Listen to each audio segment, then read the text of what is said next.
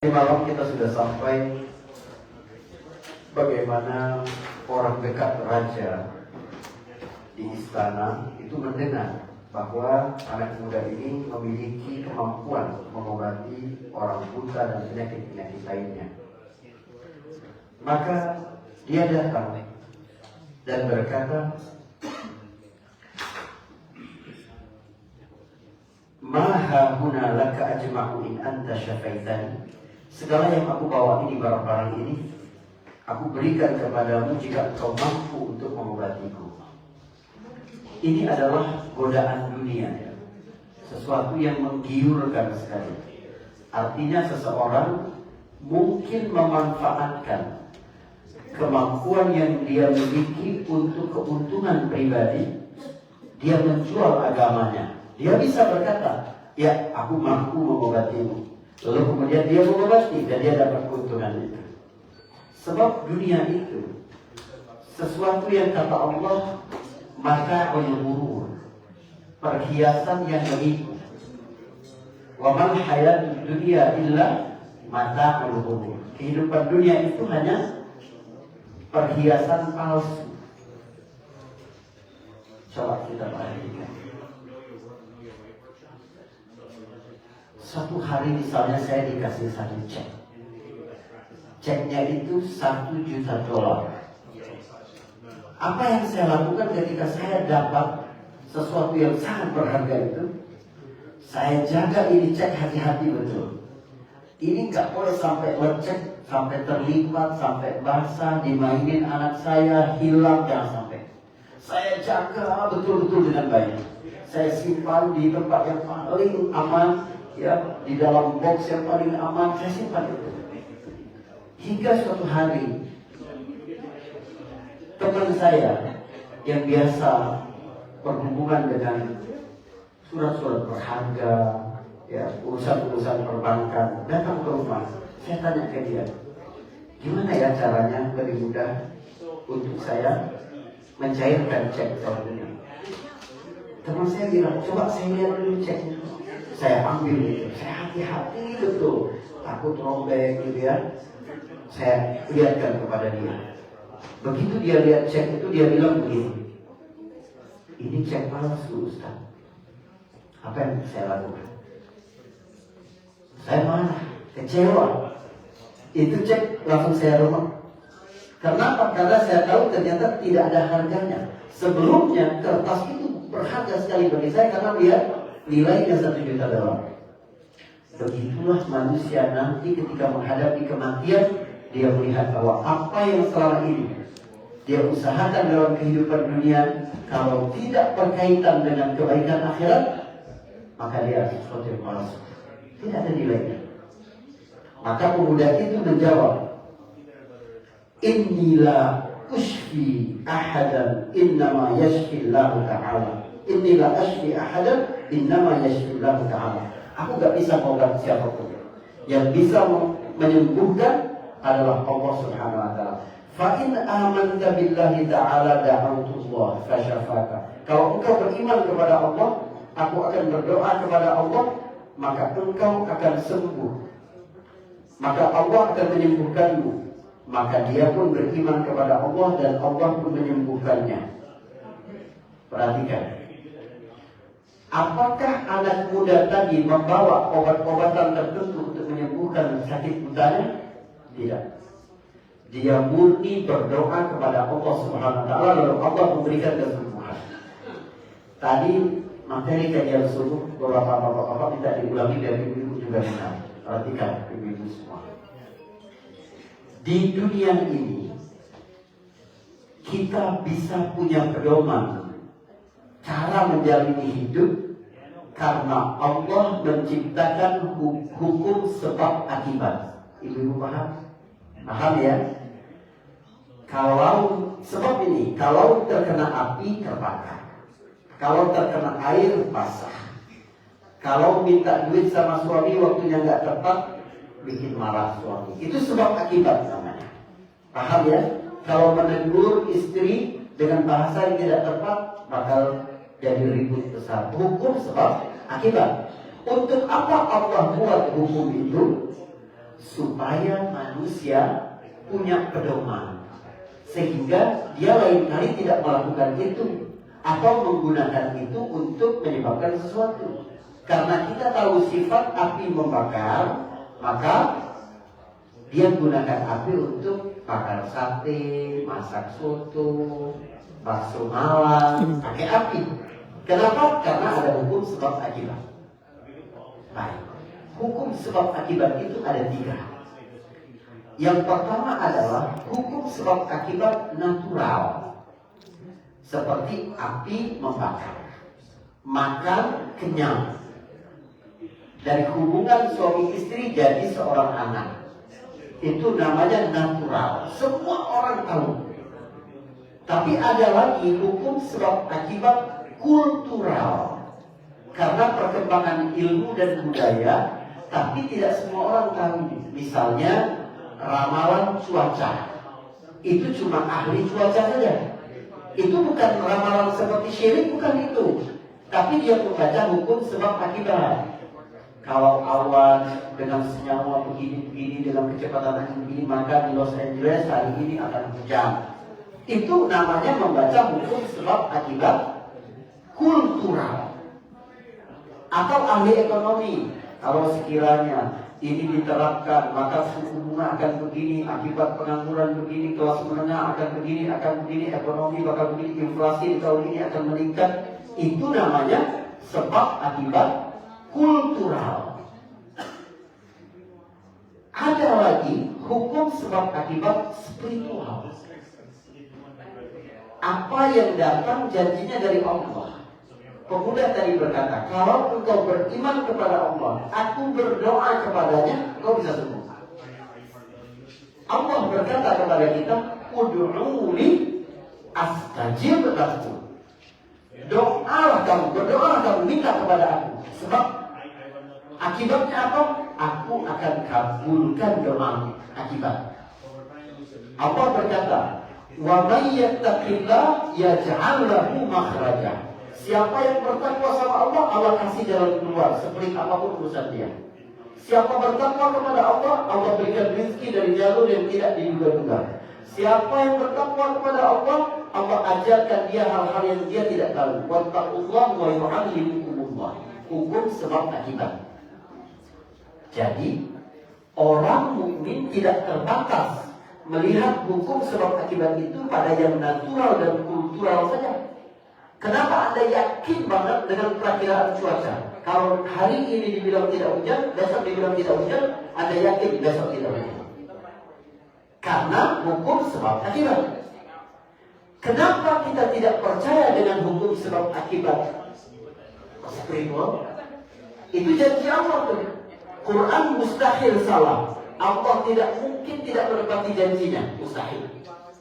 Oke. Bagi orang mukmin, hatinya menjadi tenang. Kenapa? Karena siklus dalam hidupnya tidak dibatasi oleh 2 titik saja. Sebab akibat. Sebab akibat. Bukan cuma itu.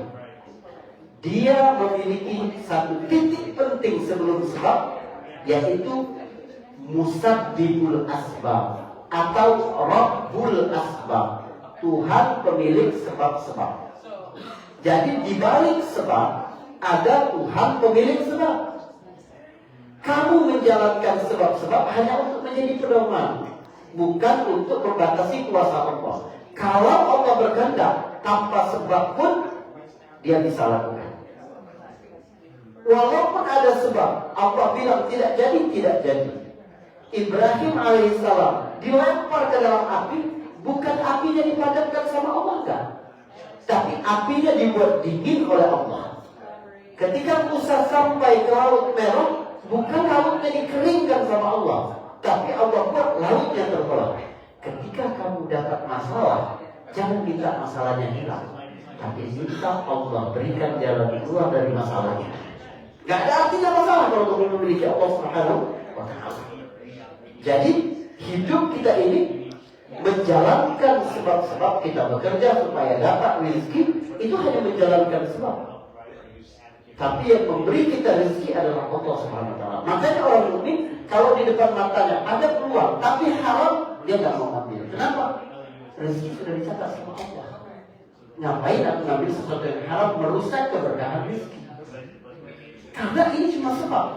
Tanpa sebab pun Allah bisa melakukan. Dalam hidup ini, ibu-ibu semua, Allah sering sekali merusak hukum sebab akibat supaya kita yakin ini terjadi atas kuasa Allah, bukan karena sebab. Sebaliknya, walaupun sudah ada sebab, kalau Allah bilang tidak terjadi, tidak terjadi. Orang menikah bertahun-tahun, periksa ke dokter, suaminya sehat, istrinya sehat, semuanya subur, ya, tapi nggak memiliki anak bertahun-tahun. Allah mau kasih tahu, yang beri anak Allah. Kalian hanya menjalankan sebab-sebab. Walaupun kalian menjalankan sebab, kalau Allah bilang tidak jadi sebab, tidak jadi. Sebaliknya, kadang tanpa sebab Allah ciptakan Nabi Isa alaihissalam tanpa sebab itu. Allah mau kasih tahu kita, yang penting adalah tauhid kita kepada Allah SWT. Ini yang diajarkan oleh anak muda ini kepada pegawai istana, orang dekat raja itu, Jalisil Malik, orang dekat raja itu. Sekarang siapa ya kira-kira ya? Pak Teddy lah gitu ya. Kalau di Indonesia Mayor Teddy gitu, atau masih Luhut gitu. Dikasih tahu sama Jalisil Malik, orang dekat raja ini, bukan aku. Kalau kamu mau beriman, aku doakan engkau sembuh. Kata dia, aku beriman. Kalau dia pun sembuh, didoakan. Dia datang kepada raja terkejut. Kok bisa kamu sembuh? Akhirnya dia cerita, ya, apa kata raja kepadanya? Man radda 'alaika basar. Siapa yang mengembalikan penglihatanmu? Dia berkata, Rabbi, Tuhan. Dia gak bilang ulang, karena itu hanya sebab. Yang menyembuhkan adalah Allah. Kata sang raja, walaka rabbun ghairi. Emangnya ada Tuhan selain aku? Kata sang raja. Kata orang dekat ini, Rabbi wa rabbuka Allah. Tuhanku dan Tuhanmu adalah Allah. Sampai dia menunjukkan tentang pemuda itu. Pemuda itu kemudian diazab sampai dia menunjukkan sang rahib. Dipanggillah sang rahib. Rahib sudah berpesan kepada pemuda itu, sebenarnya jangan tunjukkan dia. Dipanggillah sang rahib, lalu digergaji dari kepala di sini sampai terbelah. Tapi dia tetap berada di dalam agama Allah SWT. Lalu sang orang dekat raja tadi juga disuruh kembali kepada agamanya, keyakinannya, tapi dia menolak. Dia pun digergaji, dibelah padanya sampai terbelah.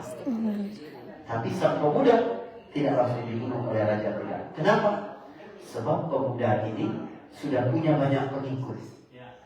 Pemuda itu kan sudah membunuh hewan besar, dan orang-orang tahu itu. Pemuda itu juga sudah mengobati orang-orang banyak. Kalau sekiranya ketahuan raja membunuh ini, itu akan terjadi gejolak. Orang akan berontak kepada raja. Maka raja menggunakan cara yang halus. Apa yang dilakukan oleh raja itu? Raja kemudian mengutus orang-orang pegawainya untuk membawa anak muda ini ke atas gunung. Ketika sampai di tengah puncak gunung, raja perintahkan untuk mendorong orang itu biar jatuh dari puncak gunung, biar dia mati di situ. Sehingga raja cuci tangan. Para penguasa yang zalim ketika berhadapan dengan orang yang menegakkan perubahan, menegakkan kebenaran, dia berhadapan langsung, takut respon dari masyarakat, maka dia akan cuci tangan menggunakan cara-cara yang licik untuk itu. Dia gunakan itu. Tapi ketika mereka ini naik ke atas gunung, pemuda itu berdoa kepada Allah begini, Allahumma kfinihim bima syi'ta. Ya Allah, aku cukupkan, engkaulah yang mengurusku. Terserah engkau mau ngapain mereka. Sehingga gunung kemudian berguncang dan orang-orang yang membawanya itu jatuh, celaka dan meninggal dunia. Pemuda itu kembali ke istana raja. Lihat, pemuda itu tidak lari, karena pemuda tidak memikirkan dirinya sendiri. Dia memikirkan tauhid orang banyak. Gak cukup kita ini hanya merasa beriman sendiri sudah cukup, jangan. Ajak orang-orang yang kita sayang, pelihara akidah mereka, pelihara agama mereka, ajak mereka untuk taat kepada Allah Subhanahu wa taala. Dia datang ke raja. Raja berkata, kok bisa? Apa yang dilakukan oleh sahabat-sahabatmu tadi? Raja bilang begitu. Ya, masih merahasiakan bahwa itu adalah orang-orangnya. Kata sang pemuda itu, kafanihullahu ta'ala. Allah lah yang mengatur rencana bagaimana mereka itu bisa seperti itu. Maka sang raja memanggil rombongan lain. Disuruh bawa pemuda ini ke lautan. Nanti di tengah lautan kalian buang dia ke tengah lautan sehingga dia mati di situ. Maka pemuda ini pun dibawa. Tapi ketika sedang berada di dalam perahu, sang pemuda kembali berdoa yang sama kepada Allah Subhanahu wa taala. Sehingga perahu itu menjadi goyah dan orang-orang itu berjatuhan ke lautan. Pemuda itu selamat dan pemuda itu kembali kepada sang raja. Raja bingung, ini punya nyawa berapa ini orang? Apa yang dilakukan oleh orang-orang itu? Kata sang pemuda, Allah yang mencukupkanku. Aku tidak melakukan apa-apa, tapi Allah lah yang mengatur segala sesuatu. Coba lihat sang raja kemudian apa kata pemuda itu? Innaka lasta biqadiri hatta taf'al ma amuruka bihi. Anda tidak bisa membunuh, kata pemuda itu, sampai Anda melakukan yang aku perintahkan kepadamu. Subhanallah. Apa makna kalimat ini, saudara? Bahwa walaupun manusia melihat dia adalah rakyat biasa dan di depannya adalah raja yang punya kekuasaan, coba lihat dari kata-kata itu. Sebenarnya yang berkuasa sekarang siapa? Anak muda itu. Dia yang berkata, kamu gak bisa melakukan kecuali kamu ikut perintahku. Subhanallah. Berarti tauhid memang memerdekakan manusia. Anda lihat siapa yang paling berkuasa di negeri ini, di negeri kita, di mana-mana? Tidak. Yang paling merdeka adalah orang yang menyandarkan hidupnya kepada Allah. Kalau orang mukmin tadi hidup di atas siklus sebab akibat, dia akan bergantung kepada sebab. Dia bergantung kepada suaminya, dia menghamba kepada istrinya, dia akan melakukan apa saja demi atasannya, karena dia merasa hidupnya di sini, nggak merdeka dia. Tapi begitu kamu percaya, tidak ada kekuatan kecuali kekuatan Allah. Tidak ada daya upaya kecuali dari Allah. Tidak ada yang mendatangkan manfaat kecuali atas kehendak Allah. Tidak ada yang dapat mencelakakan kecuali memang takdir Allah Subhanahu wa taala. Engkau menjadi pribadi yang paling merdeka.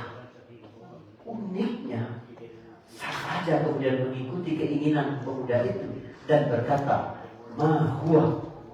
Gimana coba? Aku mau. Kau perintahkan aku apa? Yang penting kamu bisa mati. Sang raja bertanya itu. Pemuda itu menjelaskan cara untuk membunuhnya. Malam besok insya Allah gimana raja?